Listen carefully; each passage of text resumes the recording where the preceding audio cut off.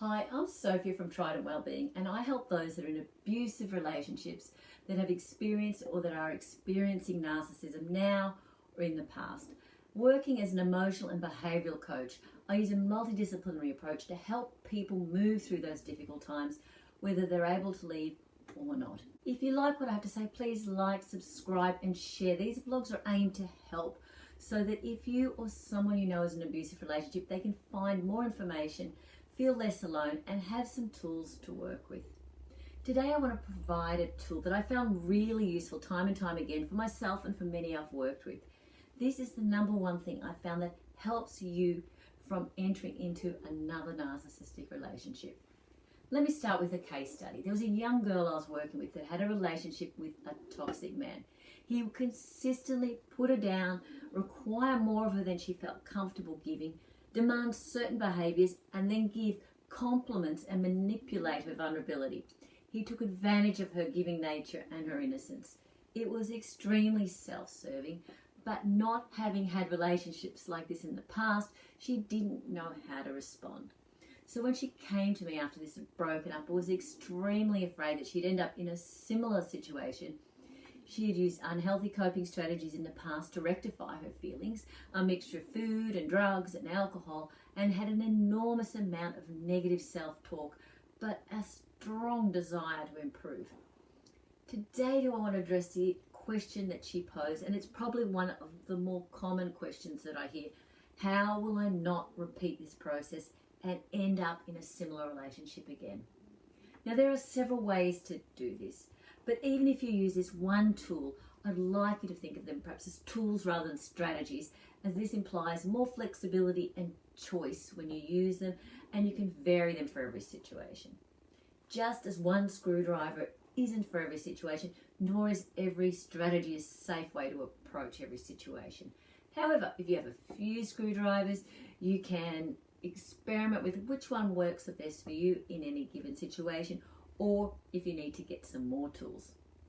Today I want to take some time to find out what are your 5 to 10 core values, and then narrow it down to the 3 most important ones. Now, core values are something that are so strong that you could not be dissuaded from them. They're feelings and needs that you 100% believe support. They are firm beliefs that really go into your core and are not something that you need to go in search of evidence for, like a belief. Maybe it is authenticity, honesty, freedom, security, safety, ambition, generosity, kindness, trust, transparency, thoughtfulness, talent, support, perhaps tolerance, teamwork, playfulness, peace, realism or respect. There are many different core values, and I want you to investigate which ones resonate with you. And I've listed quite a few there, but yours may be totally different. Then compare them. For example, maybe security is more important than playfulness, but playfulness is more important than generosity, and that is more important than being realistic to you. Then you may think some more about it and realize that honesty trumps them all.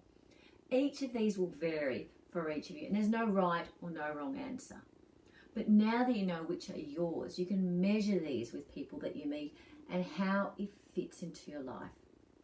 For example, if honesty ended up being your number one thing, you would then be able to check the person that you meet with their words. Do their words match their behavior and their actions? Because words alone are not always an easy check on honesty, as many narcissists can lie and gaslight fluently and without remorse. So always check for the follow-up. If security was your number 2, being with a risk taker that likes to take chances financially, physically or emotionally, and you'll find these out through conversations and like what hobbies they have or how do they future plan, and then do they stick to it. If these answers are displaying risk, then most likely they're not the best choice for you.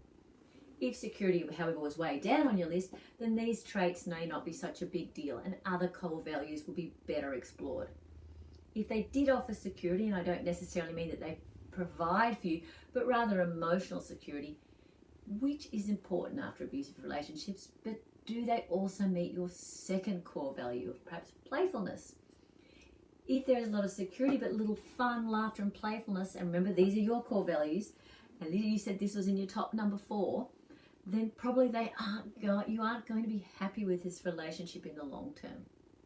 Now you can do this with each core value, but I suggest culling it down to your top 10 and then those top 3 to 5, as this will help provide clarity in your decisions.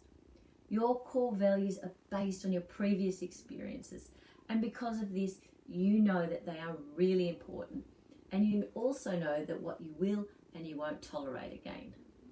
The other reason core values are so important is that they're in alignment with who you truly are and your identity. Sometimes this gets a bit screwed up after abusive relationships, particularly those that have experienced narcissism.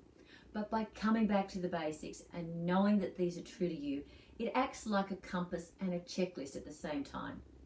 It is more sincere and hopefully congruent than other checklists like writing down what you want in a relationship or a new mate, as it goes deeper into your actual values.